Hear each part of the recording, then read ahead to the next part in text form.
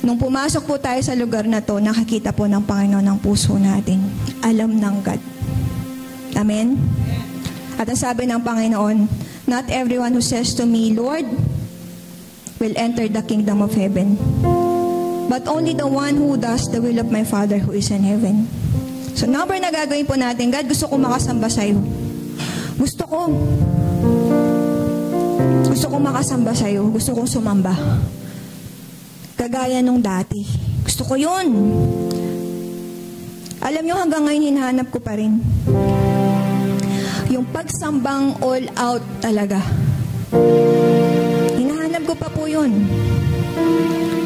Sabi ko, Panginoon, ano bang kilos meron ka today? Lord, sino ba may problema? Yung kilos ng Holy Spirit mo? O ang may problema po ay kami? Kami po bang may kulang? Kami po bang may problema? Sa tingin nyo, sino may problema? Tayo. Mas mahina pa nga sana na ngayon na lang tayo nakakilala Kasi alam natin pabalik sa tunay na pagsambi.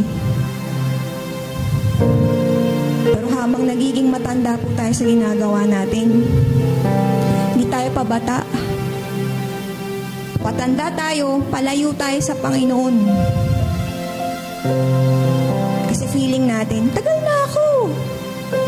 Master ako nito Alam ko yung ginagawa ko.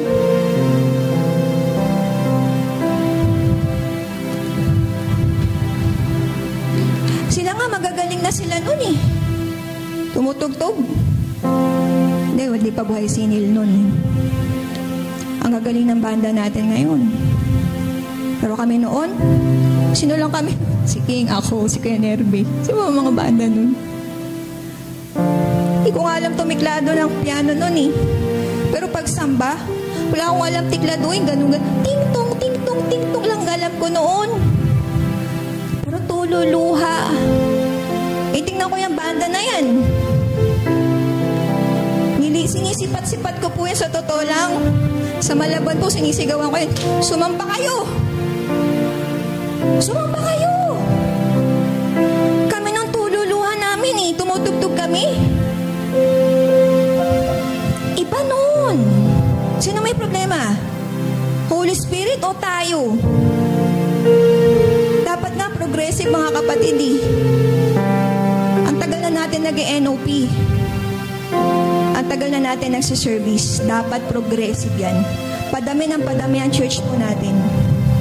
Pero kung hindi po natin niyayakap at nire-respeto ang banal na Espiritu Santo sa ating iglesia, paano tayo dadami? Dapat kagaya nung dati, maakyat pa lang ako para akong papunta sa langit.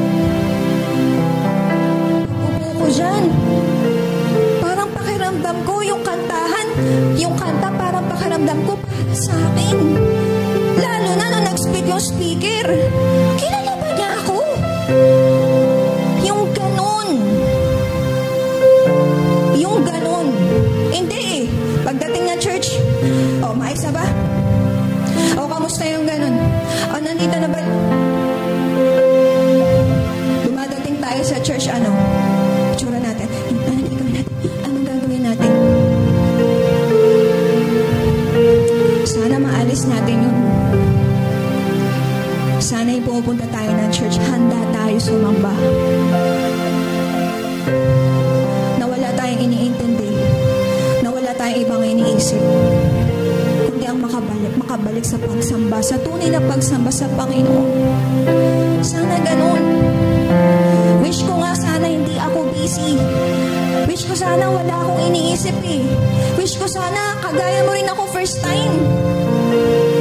Wish ko sana napupunta ako ng church, wala nakakilala sa akin. Para kahit magtaas ako ng kamay, kahit umiyak ako, hindi ako nag-iisip, bakit ganun umiyak si Pastora? Wish ko sana ganun na lang. Kasi kahit tayo mismo, blinak natin ang bawat isa sa tunay na paglapit sa Panginoon. Pero kung magsisimula sa'yo, susundan mo. Kung lahat tayo, isa lang. Tapos the rest of us will not observe. Nakuha niyo ako?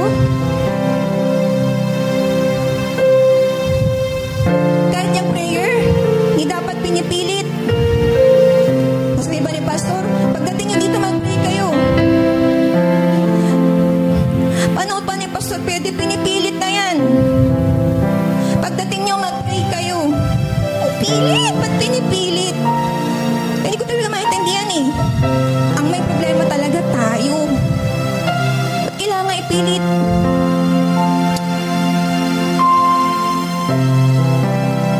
Pero dapat ang tao dumadating, eager sila to pray. I-ready yung environment. Wala nagpapasimula. Naghihintayan tayo bawat isa. Anong hinihintay natin? Datnan tayo ng Panginoon, ganito tayo. Ganito yung kalagayan ng mga puso natin. Huwag na tayo maglokohan. Ganito yung status ng puso natin. That's why we need breaking.